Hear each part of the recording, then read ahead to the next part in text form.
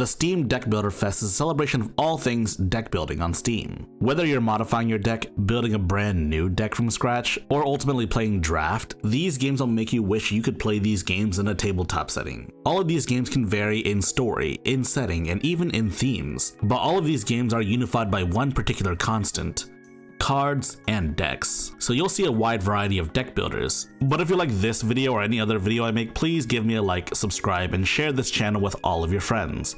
Sharing the good gospel of high-tech low-life really lets the YouTube algorithm know that I'm doing well. And here's the hope I reach 20k by the end of this year.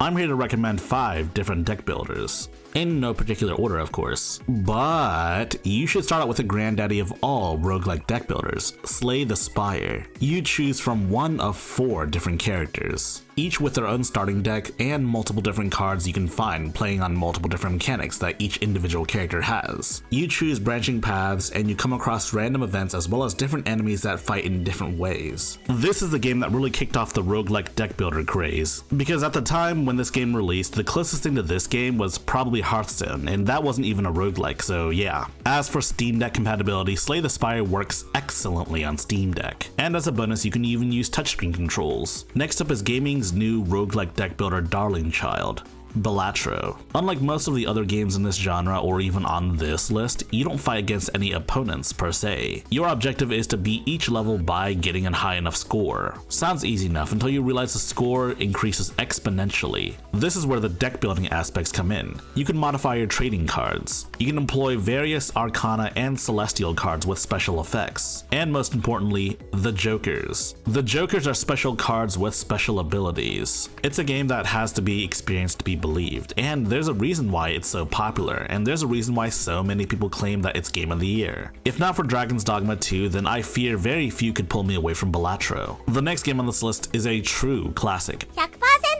オレンジジュースオレンジジュース is like Anime Mario Party, with the main twist of course being deck building. You and 3 other friends build your own decks, but no matter how good your decks are, the true king of the game is RNG. But with these types of games, it's not about you winning, it's about making sure everyone else loses. The next one's a game that's definitely gone under the radar: Dungeon Drafters. It's a top-down grid-based tactical RPG card game. Every action takes action points, and playing cards also takes action points as well. And while crawling through dungeons is very much a roguelike affair, you have the opportunity to build your very own custom decks. You get a selection of 6 different characters, but they're all functionally the same, with the only difference being their starting decks, which of course can be modified to include other characters' cards. If you're the type of person that loves to build your perfect decks, then I think this game is definitely for you. I think the last one I can recommend is a game called One Step from Eden. At a glance, it resembles early Mega Man Battle Network games, but here it's a deck building roguelike, much like Slay the Spire. Unlike any other deck builder in this list, it's an action-oriented deck builder. On top of having upgrades and a decent deck, you also need decent reflexes as well. The game also features PvP, but there's a PvP-oriented version called Duelists of Eden. Duelists of Eden is a more PvP-oriented version of this game,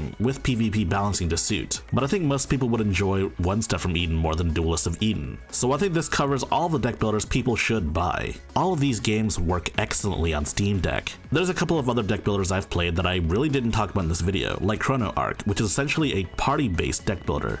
There's a couple of others that are also featured in the trailer for the Deck Builder Fest. There are a couple of games that are fairly similar to Slay the Spire, such as Yohane the Parhelion. There are also a ton of deck building roguelikes that are based on various different themes, like sci-fi, and there's even some where combat is a non-factor at all. Kind of like Balatro, but in a different direction. As someone that grew up playing Pokemon cards, Yu-Gi-Oh cards, and then Magic the Gathering, I think these games should make the transition from digital to physical. But I think deep down, some of these games would be straight up impossible to play on a tabletop setting. But hey, Steam Deck it.